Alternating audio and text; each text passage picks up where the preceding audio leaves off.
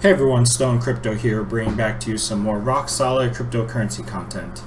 Today's topic, I'll be discussing why I think we're going to the moon, and then touch on Clif high exchanges, the Mt. Gox market manipulation, as well as the technology adoption curve. So I just want to give a long overdue shout out to my good friend Crypto Mentor 99. He gave me a shout out a couple months ago, and I just wanted to return the favor. His channel puts out great crypto content, so stop on over to his channel, subscribe to him when you get a chance. Also, if you haven't noticed, I've been MIA from YouTube. I was traveling for the entire month of March and just got back in April.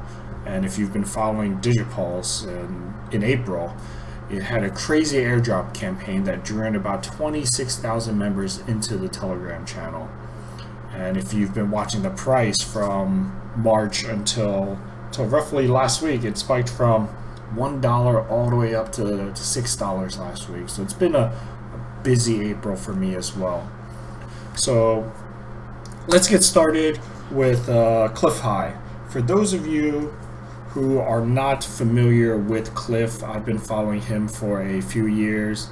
He mentioned Bitcoin would hit 400 or so back in 2016 and then bounce around a few times and then move on up towards 700, and it did. Pretty much I ignored it but did keep it in the back of my head. Clif then mentioned Bitcoin would bounce up to 700 and then hover around there for a bit and then launch up, breaking all-time highs of 1200, and it ended up doing that as well. He then said that it would drop down from the all-time highs down to the 800 level and then never see those levels again. And that's roughly when I started getting in, and it's never seen those levels again. Back in 2016, when I started following Clif, when he was talking about the 400, 700, and then breaking all-time highs of 1200, he mentioned that his data sets were picking up Bitcoin reaching 13,888 in US dollars around February of 2018, and that number showed up in all of his reports throughout 2017 as well. So when we broke 19,000 Bitcoin price in December of 2017, I thought it was a bit weird, since Clif's data has been relatively on point with his crypto calls, barring a few hiccups. I wrote that huge spike off as a hiccup as well, but when you kind of combine that with 13,888 level and then this massive bear market that started in February, things just didn't add up. So I'm a firm believer that Bitcoin and crypto is going to explode to levels we've never seen before or can even comprehend. So this kind of overview of Clif's data and his forecasting will just kind of provide some background going forward in this episode. Okay, so we're going to move on to the Mt. Gox market manipulation kind of debacle. If you've been kind of living under a rock, then you probably would have missed that Mt. Gox scandal involved them selling off about 36,000 Bitcoin, not $36,000, 36,000 Bitcoin in December, January, and February. Mt. Gox was one of the first, if not the first, crypto Bitcoin exchanges. It ended up going bankrupt in 2014 due to mismanagement of funds. The creditors all signed legal documents to accept X amount of dollars, and the remaining Bitcoin that Mt. Gox held would be by a trustee. The remaining Bitcoin that Mt. Gox held would be held by a trustee while the court proceedings were worked out on how to pay back the creditors appropriately. So back then, Bitcoin wasn't worth $9,000, and the fact that the creditors, they were pretty much forced to sign a document to have their funds returned in fiat instead of Bitcoin, or receive nothing at all, wasn't really a great deal for them. And to now watch that Bitcoin value increase by like 30 times, it pretty much angered a lot of people who lost their funds in Mt. Gox.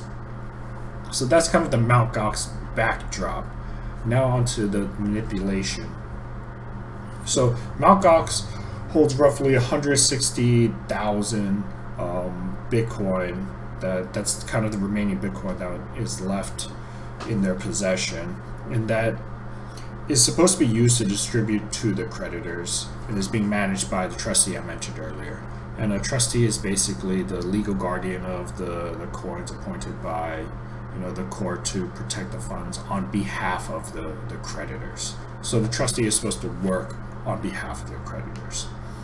So now that the Bitcoin price has increased 30 times to like $9,000 from 2014, you can surely sell off some of those Bitcoins and start paying back the money you owe to the creditors. And if you think about it that way, yeah, it makes sense. So the selling off of some of the Bitcoin wasn't that big of a deal. So sell Bitcoin when the price is high. So you can see those lines on the chart are when the Mt. Gox trustee sold the Bitcoin off, and sold it off in about 5 different periods of time. It sounds all fine and dandy at first, but that's because we're normal people and we don't sell and buy millions of dollars worth of crypto on a daily basis. But for basic crypto whale 101, you never buy or sell on exchanges. And that might not make sense to you, but because when you buy too much or sell too much on an exchange, as a whale, you end up driving the price too high too quickly, or you end up driving the price down too quickly. And you always end up paying a premium or losing a premium when you're buying or selling massive amounts of crypto on exchanges. And that's why there's this term called OTC, which stands for over the counter. So there are basically companies and individuals out there that broker over the counter deals between wealthy individuals and companies so that they can buy or sell the quantity of Bitcoin that they want without affecting the market significantly. Usually the initiator does end up paying a small premium or selling at a slight loss, but from the current market price, but that amount is like nothing compared to the amount they would lose when they try to buy on an exchange. You'd probably have to coordinate by multiple exchanges and still have issues. So you can see that the first line is when Mt. Gox dumped about $40 million of Bitcoin right here, and you can kind of see what happened when they ended up dumping $40 million of Bitcoin. It tanked the price. And it crashed Bitcoin down roughly from 19K to 17,000 for a week or so. It looked like it was starting to stabilize, and that's when Mt. Gox decided to again sell for a major loss and crashing Bitcoin down to 13K. That dump there was a massive $100 million that they decided to sell on exchanges. Does it make any sense to keep selling on exchanges and driving down the value of the currency that you're holding when you can just sell it via OTC and not affect the price at all? But what do I know? I'm not a whale. Maybe crashing the price very low helps them so they can buy it back dirt cheap. I'm half serious and half joking about this. So another $100 million worth of Bitcoin is sold here, crashing the price down to 10K right here. 60 million sold again on exchanges, driving the price down to 8,000 per Bitcoin. And lastly, the final nail in the coffin that everyone said killed Bitcoin was the 18,000 BTC sale, and that was $150 million, and they crashed the price down to 5,000. So over here, 18,000 Bitcoin was sold, crashing the price down to, I think it was like 5,800, something like that. So let that sink in. Instead of just having brokers line up deals for the trustee to buy their Bitcoin at market prices without affecting the market at all. So you'd basically just exchange thousands of Bitcoins from one person to another, just transferring into one wallet to another wallet, and then the person wiring money over to their account. But no, they decided to go on exchanges and sell it themselves. Do you know how dangerous it is to sell that much Bitcoin? The type of security you would need to ensure like people weren't watching your wallets move, and to make sure you have the right infrastructure in place to not get hacked. I'm sure the lawyer definitely wasn't planning or coordinating this ahead of time. Or maybe that was his intention all along. Crash the price, shake out weekends, suppress the price long enough so other whales can accumulate via OTC cheap without affecting the market. So if you look at it this way, they're crashing the price from 19,000 all the way down to roughly, it's been around like less than 10,000 level for a while. And if they're buying up this Bitcoin under 10,000 via OTC when the price is suppressed like this, the price is not going to go anywhere because they're not buying it off exchanges. It's not driving the market up. You're just buying from people that want to sell their Bitcoin and transfer from one wallet to another. So this is the type of stuff that Clif's webbot can't pick up. Closed door, planned manipulation that is written about that isn't written about by everyday people like us until it's too late. So I think we're still on pace to hit that 1388. But because we were on pace to hit that 1388 level, but because of the market manipulation driving the price up and then crashing it down, we ended up not actually getting there. And it's what kind of caused this stall in the market that we're experiencing now. So now let's move on to exchange bog down periods. So if you were around last year during the boom, you're probably familiar with Coinbase crashing all the damn time during major price spikes or crashes. You pretty much couldn't access their website or the phone app. It would just freeze on you. They fixed it in the next couple of days or a week or so. Then in a month or two, when prices started mooning or crashing again, it happened all over again. So these exchange bottlenecks really affected prices, as people who are struggling to buy couldn't, people that wanted to sell couldn't, people that wanted to join crypto couldn't even create accounts at certain points. Then there was the flash crash where Ethereum dropped to like 10 cents on GDAX and Coinbase.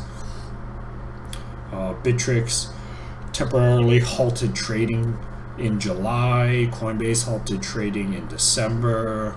Binance, Bittrex, and Cryptopia halted user registrations in January of 2018. Binance then reopened registrations, but they had to reopen it in a staggered format and then shut them off every single day after opening because they just couldn't handle the volume. So these exchanges just couldn't scale up their bandwidth large enough and fast enough to meet consumer demand. And somehow you have some press and media out there telling everybody that Bitcoin is dead, we're in a multi-year bear market. I think they're all wrong, and I think we're just at the cusp of taking off to the moon. And most recently this month, Bittrex opened up their registrations again as well. It took them a few months to sort out all their issues and scale back up again. And after opening up their registrations, they shut it down immediately that day because of the influx of people. And it took them another day or two to, I guess, work out the infrastructure problems, and they reopened registrations back up again. So now we have the technology adoption curve, and I'll tie all of this all in: Clif's data, the market manipulation, the exchange bog down periods, technology adoption curve. I'll tie it all in together at the very end so you can kind of understand how it all plays into effect of why I think we're really on the cusp of exploding. So people forget that blockchain is a new type of technology.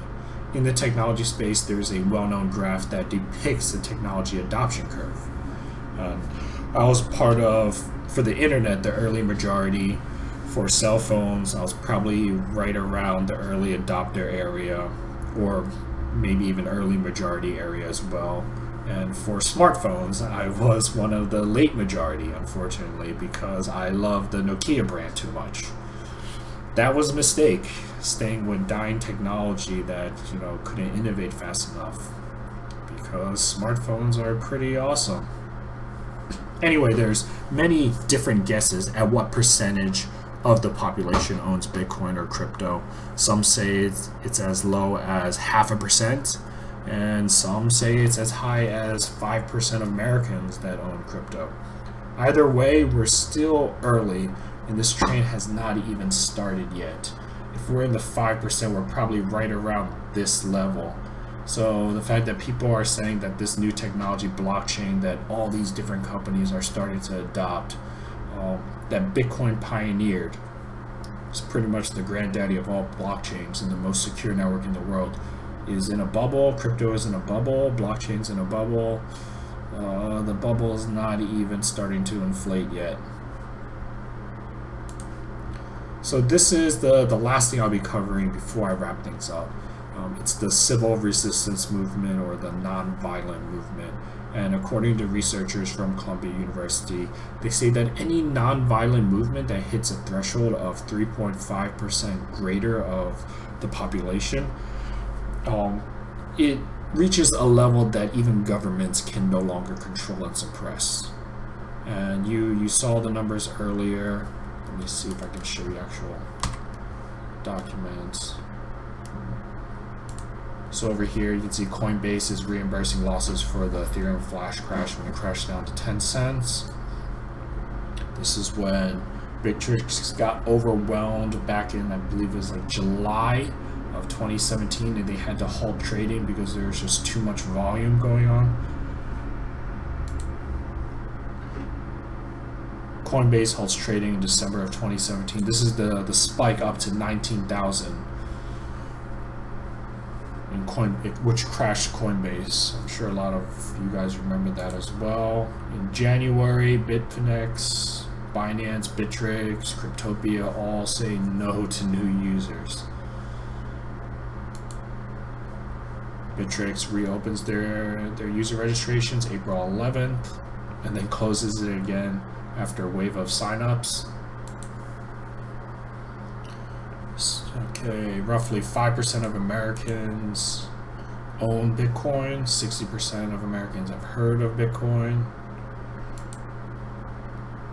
6 in 10 Americans have heard about Bitcoin. And this actual article is citing this Columbia University research study over here. So let's get back to this. Okay, so you saw the numbers earlier. We're either almost at that point of 3.5% threshold, or we're already there. And if you didn't know already, blockchain is not only a new type of technology that is subject to the technology adoption curve, it's also a movement that welcomes people of all ages, races, nationalities, genders, anywhere in the world, and it provides them the financial freedom, transparency, and a peer-to-peer borderless way to transact. It allows freedom of speech, expression, and almost any other kind of freedom out there. So to summarize, we've been in a short-term bear market that was caused by heavy-handed manipulation of the crypto markets. This bear market provided ample time for crypto infrastructure like exchanges to once again get their act together and prepare for the next wave. Blockchain as a technology is still in the early adopter phase and still has a long way to go before it even hits mainstream. And I think we're right around the 1.5% mark of global population use of crypto.